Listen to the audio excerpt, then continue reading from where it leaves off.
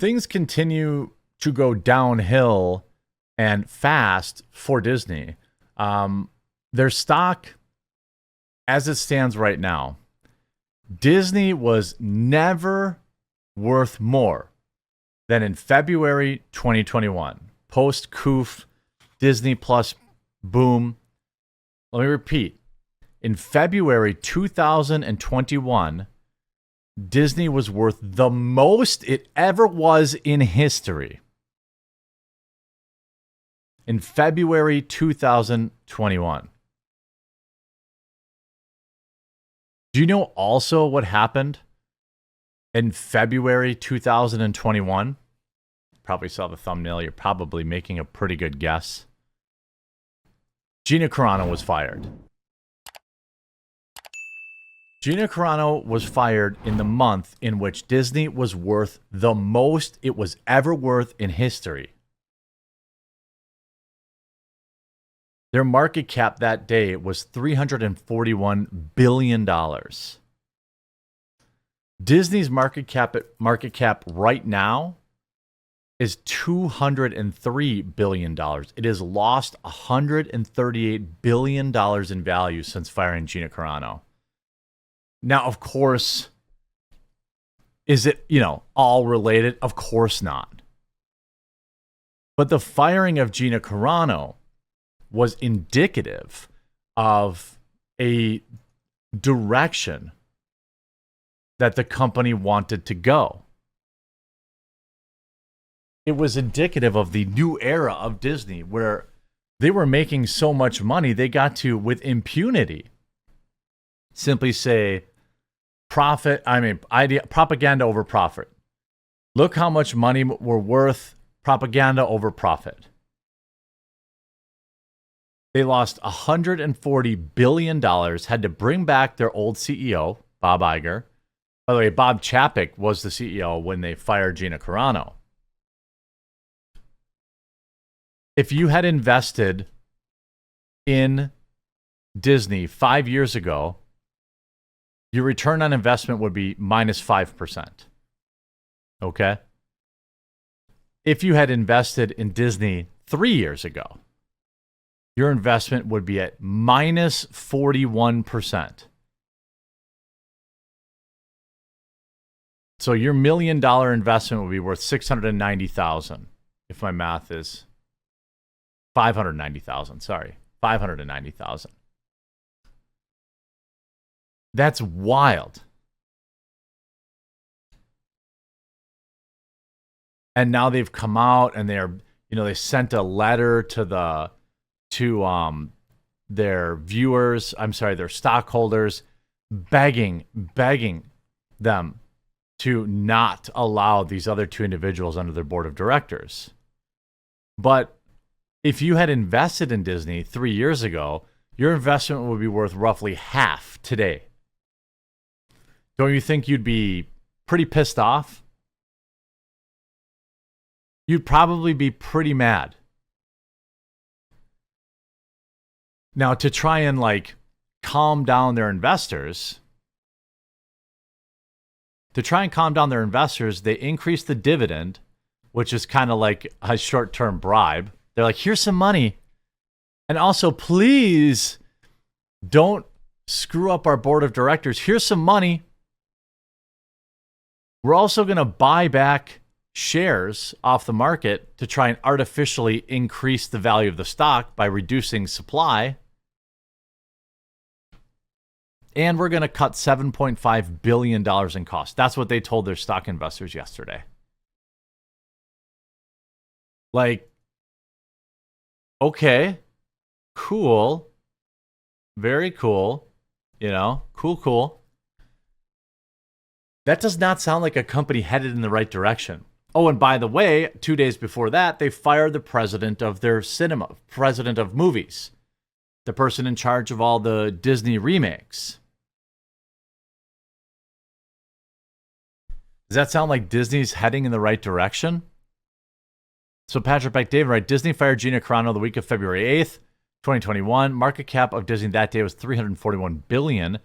Disney's market cap today, $203 billion, a loss of $138 billion. This is a byproduct of Disney forgetting who their number one customers are, and that's parents.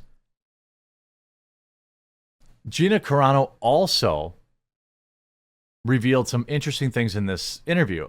One, that Disney had cut off all communication to her as of that previous December, and that they had, in fact, greenlit before a single tweet, before that tweet she put out that got her fired, before she put out that tweet that got her fired, Dave Filoni called her and told her that Disney had greenlit her own spinoff called Rangers of the New Republic. So things were going so good at Disney that they greenlit Rangers of the New Republic, in which that would star, Gina Carano in her own show.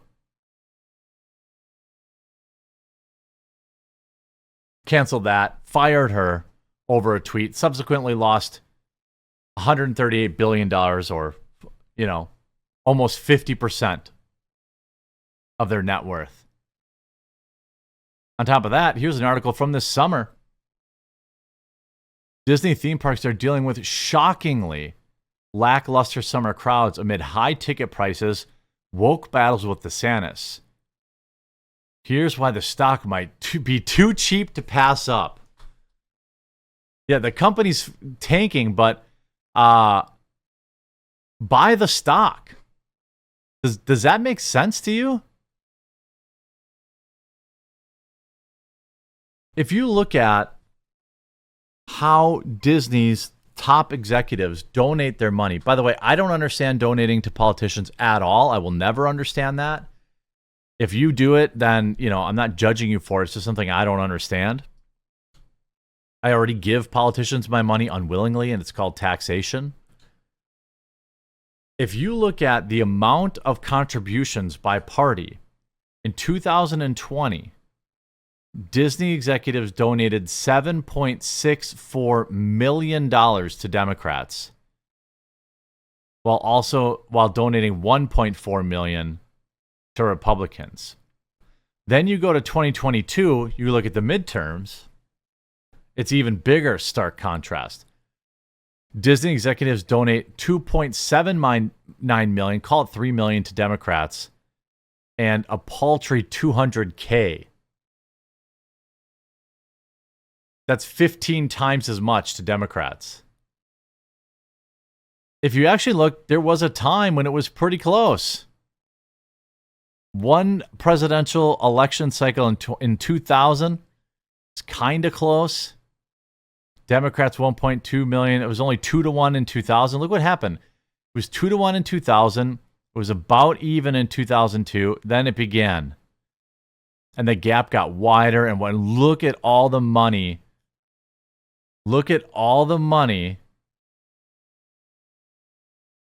Look at all the money that Disney executives were donating to Democrats in 2020, 2022, and so far in 2024.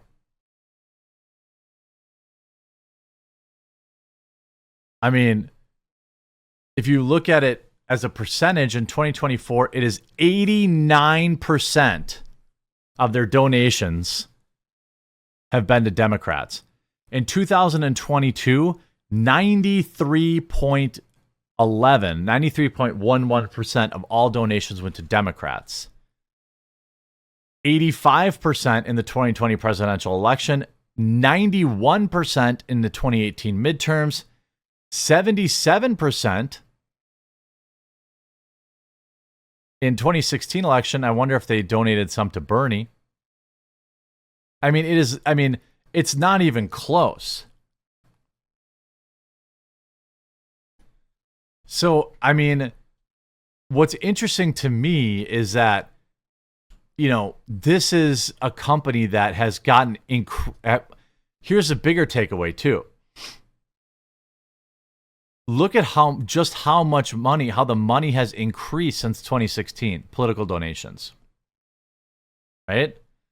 If you go back to 1990, it was $400K combined. 1994 presidential election. A presidential election year, right? Or is it 92? 2016, 2012, 2008, 2004, 2000. Here, just look at the, and then you'll go 1996. Okay. Presidential election year, they donated a total of $2 million in 96 and just under $2 million in 2000. In 2020, they donated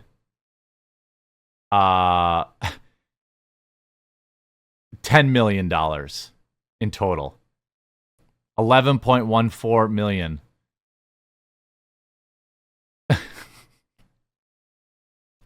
It's so insane. To think that Disney isn't serving some kind of master here is wild. Of course they're working hand in hand. Of course they're working hand in hand. Of course.